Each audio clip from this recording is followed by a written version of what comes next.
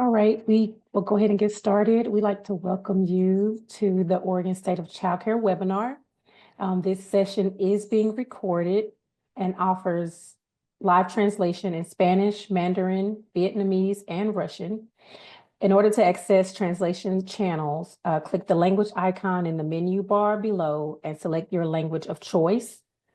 Please note that participants are muted and the chat function is disabled, but we do invite you to use the Q&A feature for questions. The full report, presentation, and webinar recording in all provided languages will be available in the new year, and we really appreciate you for joining us. Give everyone a second to get set up.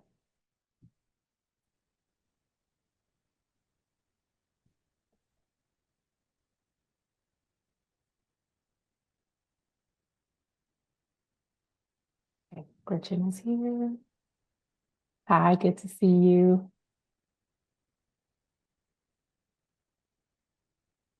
Is that everyone?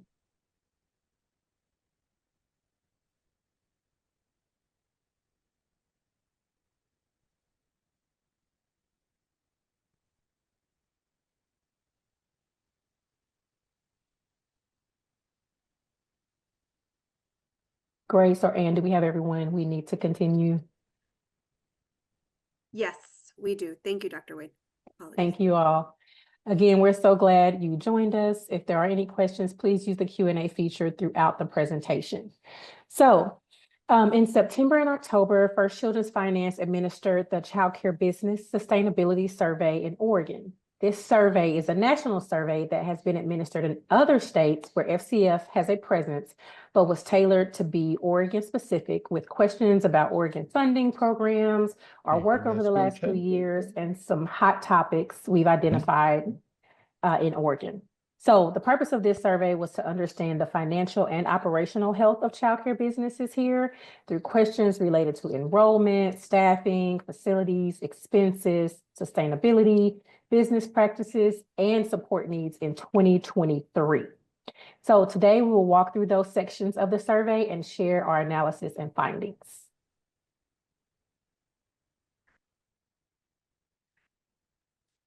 So this is an overview of the survey respondents. We were able to directly contact all registered and certified family child care and child care center operators.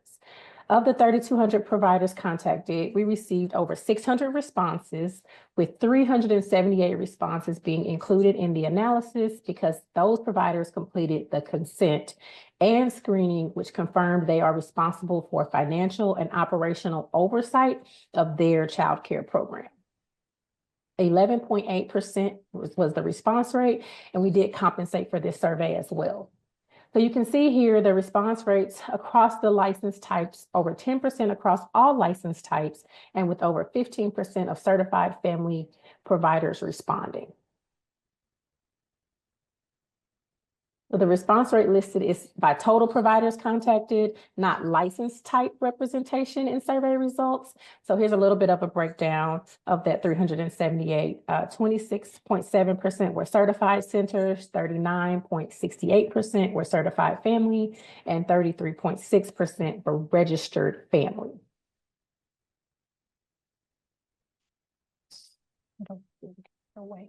Okay, so again, over 3,200 providers were contacted. So you can see here the representation across counties as well as responses by preferred language. This table is identifying response rates by county, not overall county representation in survey results. So it's saying of the providers in the county, how many of them responded to the survey? For example, in Grant County, there were 4 child care providers contacted and 1 responded, resulting in a 25% response rate for Grant County.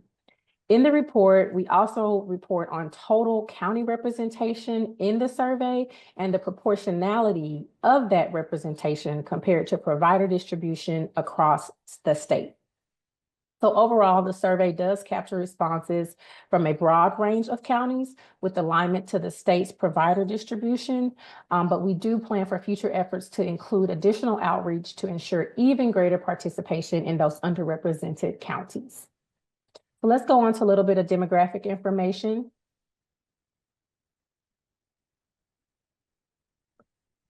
Most survey respondents were women, making up 92% of the total, actually.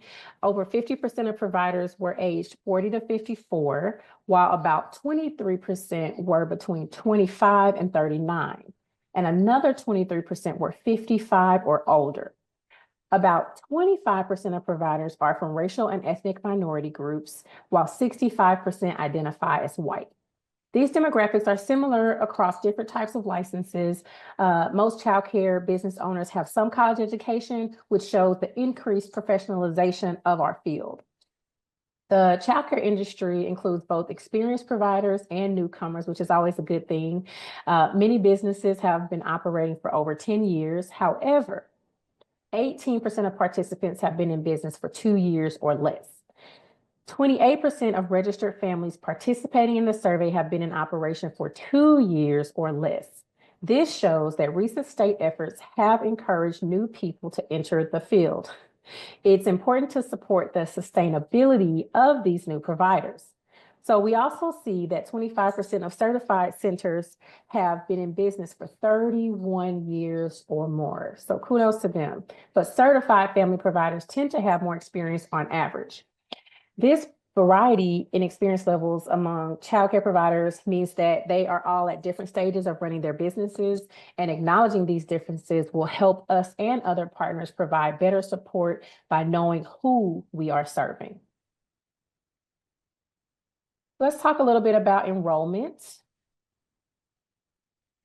This year's survey shows that 43% of providers have stable enrollment, while 32% report an increase, or 25% experience a decline in enrollment. So we analyzed the enrollment data against ages of children in care, registered and family who care for at least one infant generally see stronger enrollment and with either increased or steady numbers. However, centers that care for at least one infant tend to have weaker enrollment compared to those that do not provide infant care. So this shows that possibly more benefits for family childcare providers versus centers in providing infant care. So here we are seeing some of the open responses from providers when asked how enrollment changed in 2023. So we took a little journey back to get this information. We identified several themes about enrollment changes, including public funding challenges, expansion, and enrollment declines. So some providers talked about challenges with public funding, identifying competition with free programs or public funding. For example, here we have someone that said, I have lost the age group of 3 years old since preschool allows different public funding for preschool allows 3 and 4-year-olds for free. To give you a chance to look at the rest of those. Then we'll talk a little bit about expansion. Others mentioned how they expanded to meet the needs of their communities, which is always important that our childcare businesses are prioritizing the needs of the community first, often over their own, unfortunately. So next, we'll look at enrollment declines, because unfortunately, others face that in their operations. So the changing enrollment trends show that childcare sector is evolving. Providers are trying to adapt to new family needs, economic challenges, and competition from other programs. But as you will see in the next slide, many still have open slots. Give you a chance to read some of these.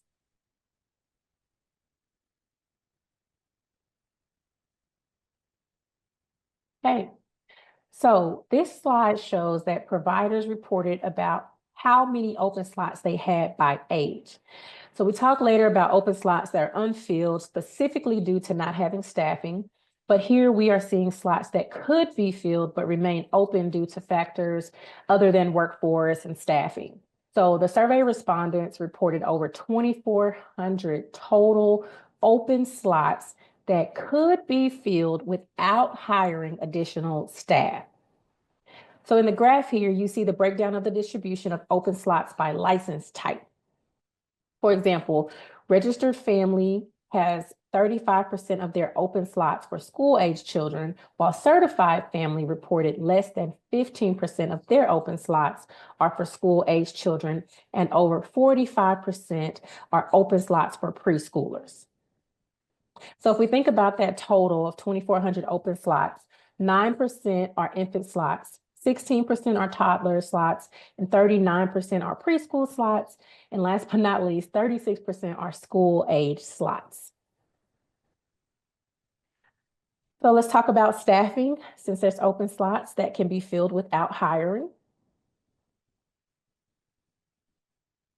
Almost half of providers reported that they were able to maintain the staffing levels required. About 30% were able to keep their staffing levels even higher than what was required, which kudos to them. However, 25% of providers had trouble maintaining the needed staffing levels, which led some to use overtime or employ flexible staff options. Lastly, 4% of providers laid off staff during the year. So of that, we see that 54% reported at least one open teaching position, which would be a teacher or an assistant or a caregiver. About 25% reported at least one open leadership position, such as a director or assistant director or provider. And then 17% reported at least one non-teaching position that was open, which would be a front office or cook or something of that nature, which is very important to keep a childcare business running successfully. So we also saw that over 2/3 of respondents, about 69%, said hiring qualified employees was either very difficult or somewhat difficult. Of the certified centers, about 81% were significantly more likely to report challenges compared to certified or registered family providers, where 51% faced similar difficulties. In a previous slide, we saw data around open slots. Here we are seeing the data around how many slots were reported as being unfilled, specifically due to lack of staff. Here you can see the average number of slots unfilled by age range and license type. So in order to attract and keep staff, many providers introduced new benefits in 2023, which is always a great sign. The most common benefits offered were increased hourly wages, about 73.7%, and paid time off, about 76.6%. They also offered flexible scheduling and discounted childcare, flexible scheduling at 58.9% and discounted childcare at 64%. These actions show a proactive effort to improve work conditions and support that staff retention that seems to be an issue. Hiring bonuses were about 9.1%, and employee bonuses, about 30%, were the least frequently offered. So, however, and despite these steps, only 32% of providers feel confident they will maintain these higher costs. So here you can also take a look at the open responses. Someone says, I am working on increasing the tuition, but I'm not able to break even. My sustainability is at stake. And then the last bullet point here, we have given good pay to all of our staff, but not sure how it works in terms of cost versus enrollment due to the constraint of our center's floor plan that limits efficiency. So when we think about that, we can go on and talk about facilities. Nearly half of providers indicated they had a facility maintenance repair they chose to delay fixing. We'll talk about choosing in a second. Of the total survey respondents, 41% of centers, 63% of certified family homes, and 36% of registered family homes reported deferring maintenance. Of the providers who delayed repairs, the majority cited financial constraints as the primary reason. Open-ended responses revealed a consistent theme of limited funds for essential repairs, with responses like cost, lack of funds, and financial strain appearing very frequently. Many providers indicated that they had to prioritize funds for immediate needs, such as food and emergency expenses, rather than facility upgrades or repairs. So we ask, is that really a choice? Ownership of childcare spaces also plays a role in maintenance challenges. 63% of respondents reported owning their home or facility, while 37% rented or leased, which we know here presents some challenges. So let's talk about expenses.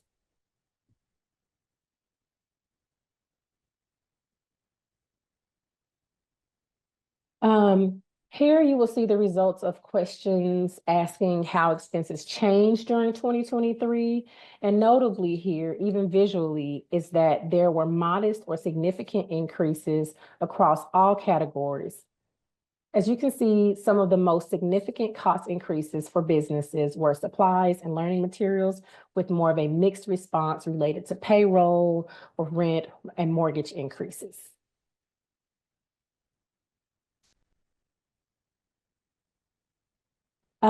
So the recent ban on suspension and expulsion has amplified concerns about managing liability insurance for child care providers.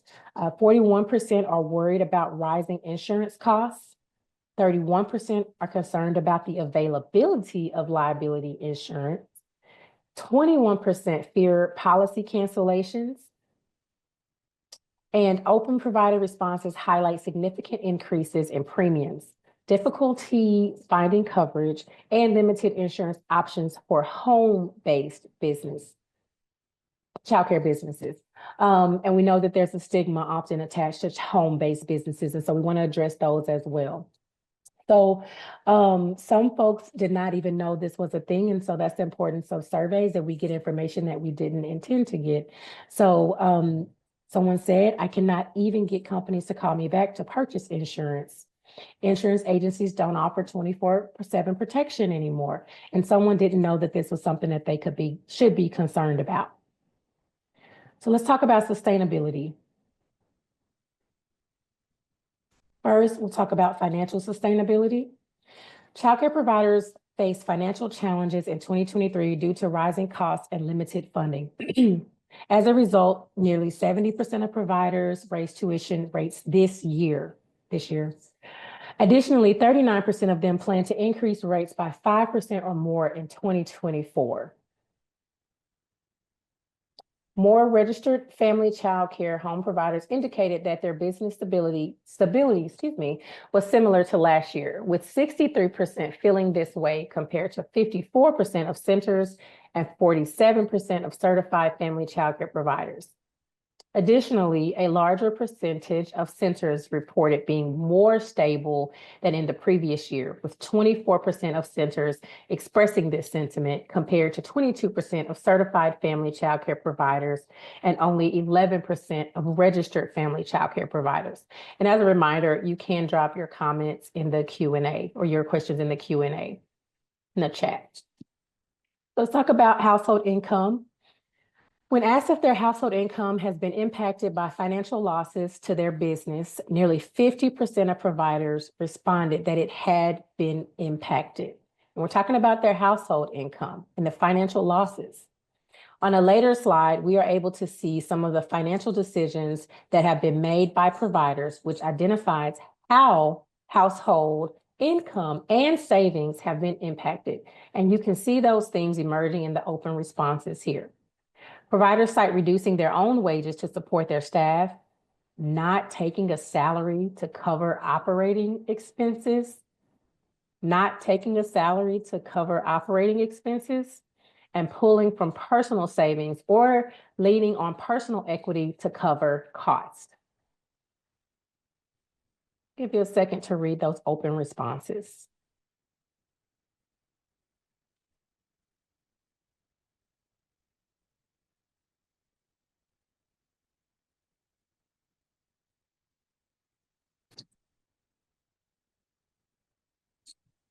So here we'll talk about enrollment, tuition, and cost decisions.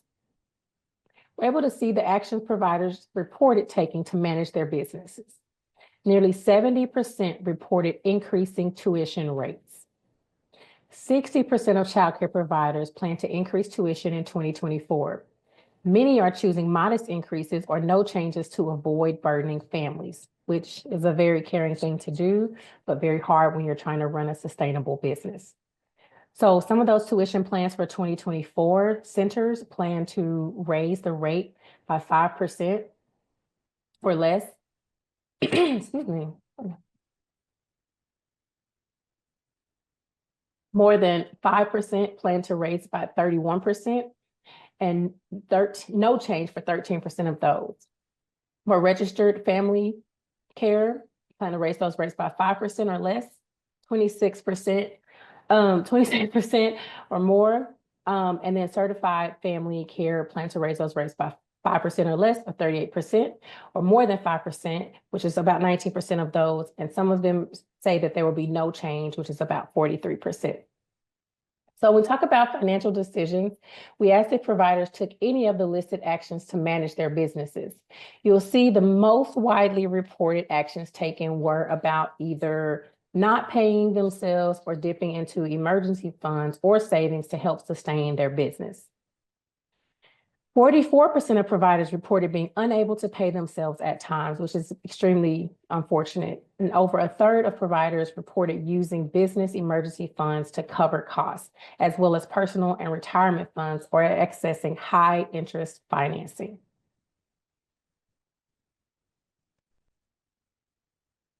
So here we see some additional perspectives gauging agreement or disagreement with the statements listed. So here we see 60% of providers reported feeling optimistic about the future of their business, but over 80% of providers agree or strongly agree that the childcare industry is in crisis. Through analysis, we can infer some possible contributing factors.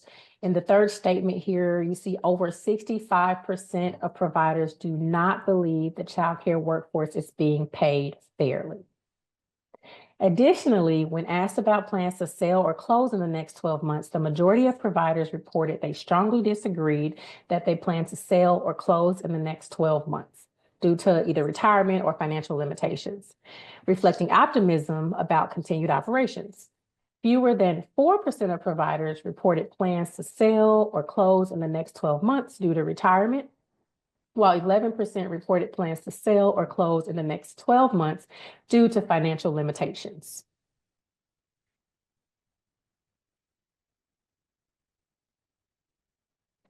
We asked providers which funding programs they participated in, and 57.1% of respondents did not access public funding in 2023. When asked to explain why they did not access public funding, 46% reported they applied but were not selected, which we also have heard from providers in our startup focus groups. Additionally, 41% of providers who are not participating in public funding reported their business did not qualify for public funding.